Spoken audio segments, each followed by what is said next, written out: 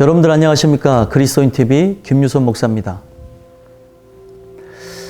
오늘은 그리스도인의 세계관은 무엇인가에 대해서 이야기를 나눠보고자 합니다. 먼저 첫 번째로 그리스도인의 세계관에 대해서 우리가 알기 이전에 세계관의 정의에 대해서 먼저 살펴볼 필요성이 있는데요.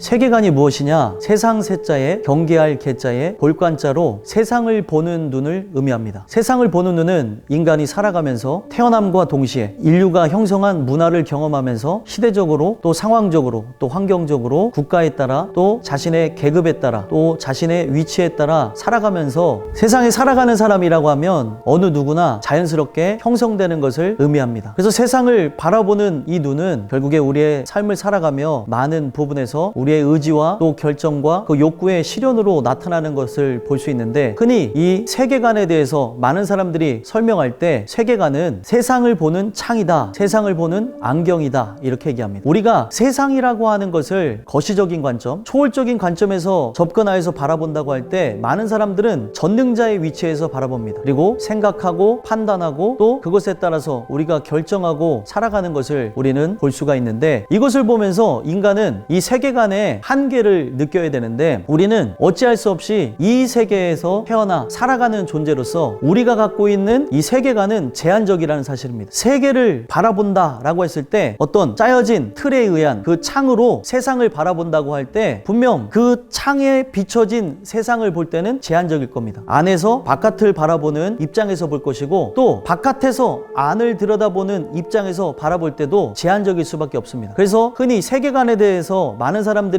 이야기를 하길, 세계관은 분명 한계성이 있고 제한적이고, 그리고 이 세계관이라고 하는 것은 우리가 초월적인 시점에서 바라보려고 한다 할지라도 이 세계의 이론이다 라고 하는 것으로 결론을 낸다는 겁니다. 우리는 태어남과 동시에 인류가 형성한 죄악의 문화를 살아가면서 알게 모르게 세상적인 그런 철학과 속임수와 그리고 세상의 가치관이 우리 안에 들어와서 형성된 것을 볼 수 있습니다. 이 세계관은 불안정한 것으로 하나님 주시는 은혜에 의해서 변화가 없으면은 이 세계관은 항상 문제가 생겨나게 될 것입니다. 이 세계관은 인생관과 밀접한 연관성을 갖고 있는데, 인생관은 그 세계관의 형성을 통해서 자연적으로 인간의 본질이나 인간의 의의나 인간의 가치에 대한 어떤 기준을 판단하는 것, 인생을 살아가면서 삶의 어떤 모토가 되어지는 것을 판단하는 기준이 인생관입니다. 그 인생관 자체는 우리가 알게 모르게 형성되어진 세계관에 의해서 영향을 받는다는 것이죠. 그래서 어떤 사람은 비관주의로, 또 역으로 낙천주의로, 또 어떤 사람은 현실주의로, 이상주의로, 그리고 어떤 사람은 경험을 중시하는 경험주의로, 또 어떤 사람은 그 경험은 의미가 없다, 합리주의로, 또 유물론과 유심론, 그리고 무신론과 유신론 등 여러 가지 삶에 영향을 미치는 걸 볼 수 있습니다. 그렇기 때문에 이 세계관과 인생관은 같이 밀접한 영향을 주면서 나가기 때문에 우리의 안에 알게 모르게 형성되어진 죄의 문화를 통해서 습득되어진 이 세계관의 형성이 바로 되지 않으면 우리는 살아가면서 인생의 본질을 바로 볼 수 없고, 인생의 의의가 어디로 가는지 모르고, 우리가 삶의 가치가 세속화된 것인지 아니면 하나님을 거스르는 것인지 알지 못한 채 나가게 된다는 것입니다. 그렇기 때문에 저는 이 세계관의 정의를 여러분들에게 먼저 말씀드리면서, 유한하고 제한적이고 이미 부패한 본성에 의해서 만들어진 문화에 의해서 형성되어진 세계관이기에 변화를 촉구하며 우리가 함께 은혜를 간구하며 이야기를 나눴으면 좋겠습니다.